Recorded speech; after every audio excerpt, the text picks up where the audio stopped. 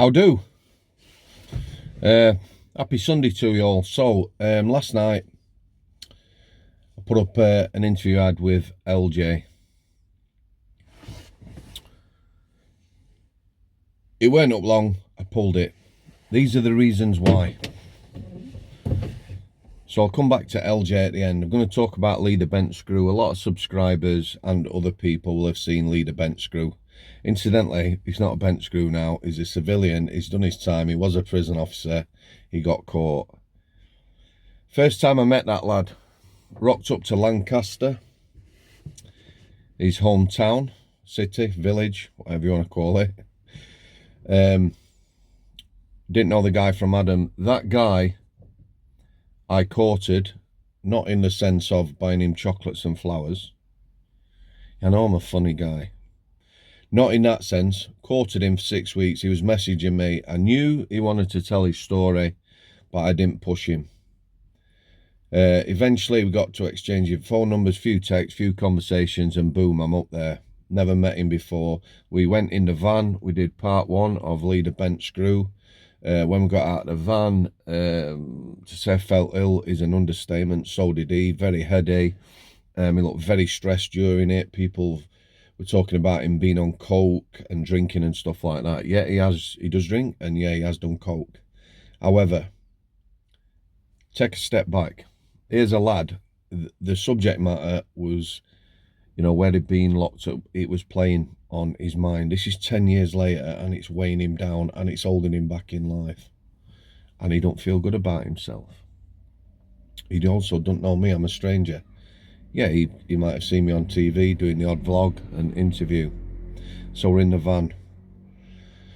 We did his first interview after we had a walk round beautiful park in Lancaster, and it cleared the air. Maybe 25 minutes, half an hour, it cleared the air. Yeah. Other people, the same thing. Sean, when I met Sean, boom, we're straight in the van, few conversations. He tells his life story, why he went to prison. Very focused, Sean. Very good at expressing himself. Excellent. You know, a lot of sort of similar sort of qualities to myself, if that makes sense to people. I'm sure it have. Hopefully his videos will be back up soon. I think the lad's busy in his new job. Just say hi to him now. Gail, if you go back, look at one of the first interviews I did, and Holly. You know, this ain't no snappy, happy sort of podcast where people come on and they're having a bit of a laugh and everyone already knows the stories and things like that. No, these are people who have had trouble pass, and it's probably still playing on their minds years later. So as a host of Real Porridge, it's up to me to make people feel comfortable. Sorry then if I weren't looking at the camera. You know, today my mind is, you know, I've thought a lot about this. This is what happens as well. Auto focus kicked in then, because I lifted my hand up. Leader tech guy will be going mad. I'll keep my hands perfectly still from now on. Yeah, it's up to me to make people feel comfortable. Holly, I knew. Gail, I knew. Jay, I knew. You know, the first interviews I did. Leader Bent Screw now. Makes me laugh when I say that, but he's happy calling me that, right? We text quite regular, speak quite regular. We're going to hook up with the missuses and go for a meal at some point soon. Maybe 7 hours chatting together, maybe 11, 12 hours in each other's company. I know his life story. That's just 12 hours. Going back to prison now, yeah, I've told you some of these prisoners, I knew them inside out. Every day, 12-hour days I did, every day for months, some of them on healthcare. I've just told you about Leader Bent Screw, 12 hours in his company, I know him inside out. So going back to prison again, you know, if I'm stood watching someone self-harming, and I know that guy, yeah, I know what he's capable of, I know his mentality, I'm not stood there watching him self-harm, to amuse myself. Yeah, I'm watching that if it does go critical, I can alert people. But here's the thing, there is people, if I caught them self-harming, I will be straight in a cell. and restraining them. The guy I'm talking about, the fire starter in my book, for those of you that have read it, very focused guy. I've already said that guy, you know, if I'd have pressed an alarm bell when he was like harming himself, he might well have escalated it to the point of bleeding to death. He didn't cut with any thought. Yeah, he cut deep when he cut, and he cut hard. No thought. I've already told you. He would rub excrement, shite, whatever you want to call it, into his wounds. That's not hurting me. It's not hurting anyone else. He never took antibiotics or medication. That's how he was. My skill as a prison officer was knowing people. Yeah, dynamic security, staff-prisoner relationships. I had good working relationships, people. Very good judge of character. I would assess situations. I made my decisions. Nobody ever died on my shift when they were cutting the cells. Some of them left a lot of claret. People would be disturbed. People who didn't know him, other staff on healthcare in my position would have pressed alarm bells and people would have been panicking. I'm not a cruel person if I'm watching someone harm themselves and they are bleeding and there's claret everywhere. If I am watching that, it's because I know him. Yeah. These people I'm interviewing, we'll go back to leader Bent Screw. You know, there was a weight on his shoulders. I felt it. Now, he is a different fucking guy. You know, he stalks me on WhatsApp, sending me comedy jokes. I can't get away from him. I don't want to get away from him. He's all right. I like him. You know, some of you out there, well, he's a bit cocky or whatever. You know, he is what he is. Me and him are very different. It could have been a different story for him in the prison service, you know, but that's all done now. What I'm looking at now is, did we help him? Yeah, you, the subscribers, and all the other people who watched that video and left positive comments, have helped him. He's left it behind now.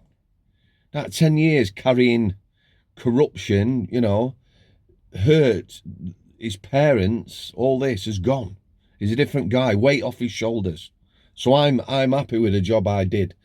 I'm happy with what you guys put. Yeah, the comments, the positive comments, the interactions. A lot of you are ex-prisoners.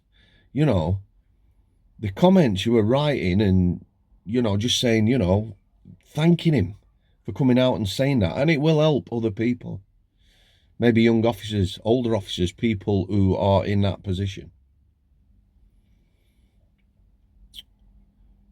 So, yeah, the people I'm interviewing, there's a guy this week I'm interviewing, right? Again, he's been thinking about it.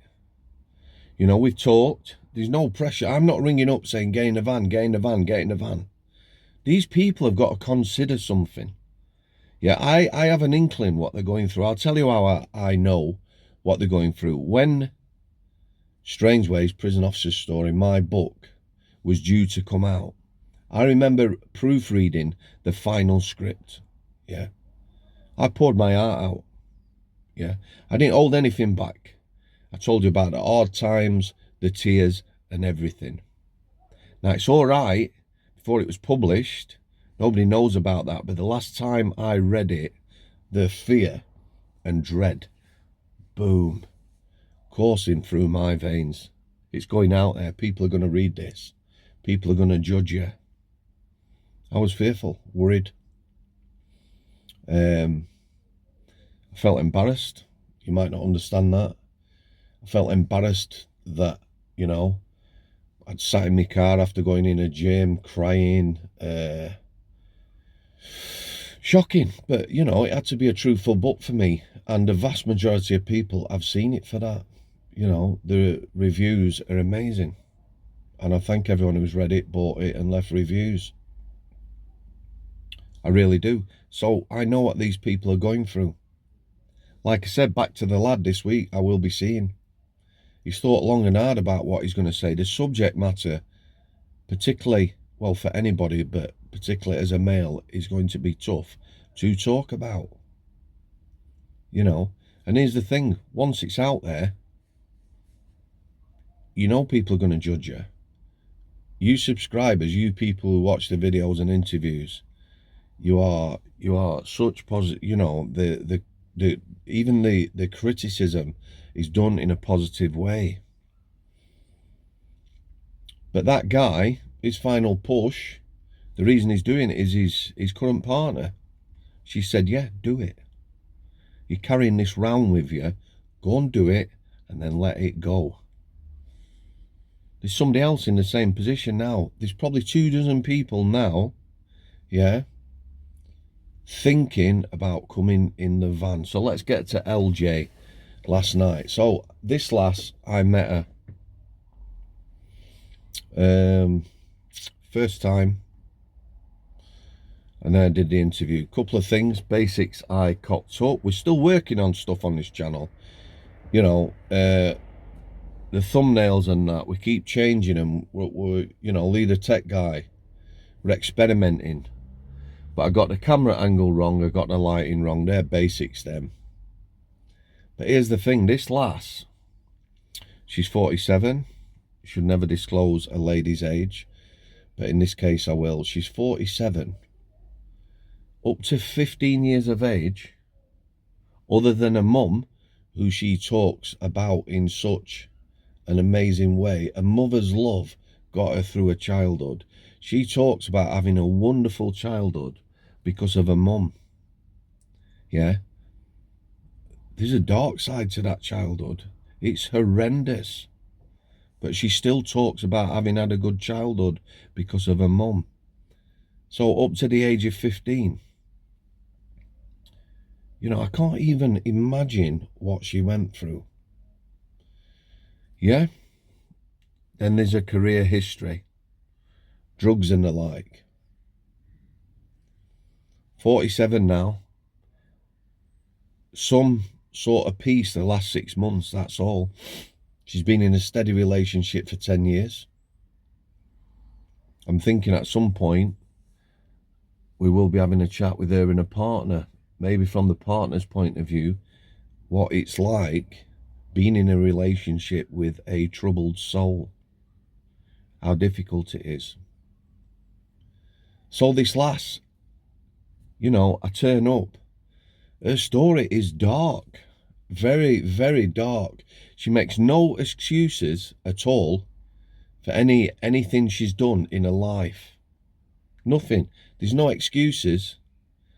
You know, she was upset after because there is some funny stories that she forgot. She struggled. We did 2 parts. The second part, I was having to sort of lead her. She was distracted, but it's very, very disturbing subject matter. And it was very, very upsetting to her. So as the host, it's up to me, you know, to get the best out of people. Like I say, it's not a comedy moment. It's not highlights. It's not her saying, you know, oh, I did this, I did that, oh, I'm sorry. And no, it's none of that. It is a dark story. But it's a story I want heard as well.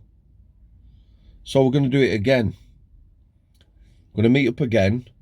And, you know, I'm going to do a proper job as the host of Real Porridge and get the best out of her and make her feel comfortable and at ease. And again, her story, nobody really knows the whole story. So again, it's going out there on the internet for people to judge. Yeah? So it's down to me now. There's some responsibility on me. Okay, guys. Mental Health Monday tomorrow.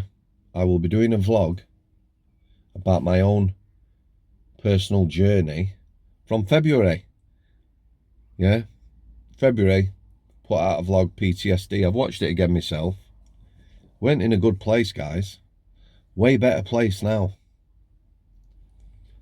There is a burden of expectation on me, but it is, I welcome it. The people I'm talking to now, you know, yeah, you do take on some of that darkness, but I'm quite happy to do that. I am protecting myself, and I feel myself growing, not trouser size. Guys, you know, that's been big enough for a long time. Hopefully the gym will sort some of that out. Anyway, I'm going to ask you. I'm not bothered about subscribers, guys. I don't mean I'm not bothered, but what I would like to do is start liking the videos and maybe sharing them. You know, I want to get a story out there. And what I'm thinking of doing, some point very soon, couple of weeks' time, mention it in every vlog, end of every interview, is having Real Porridge Mental Health Week. Monday to Friday, twice a day, 10 and 2, whatever, short interviews with people, informative interviews about mental health. That's why I pulled the video last night. And I want that lass to feel good about herself. Yeah. So take a step back now and have a think. It's a very, very dark story. She didn't know me from Adam. She was very nervous. And she's had a troubled life, but makes no excuses. So hope you've all had the best weekend possible. Let's hope we get some sunshine this year, some vitamin D to lift the country. Try and look after yourselves. Try and look after your loved ones. Those people you know might be struggling, drop them a text. At least. Cheers, guys. Thanks for coming. I'll see you.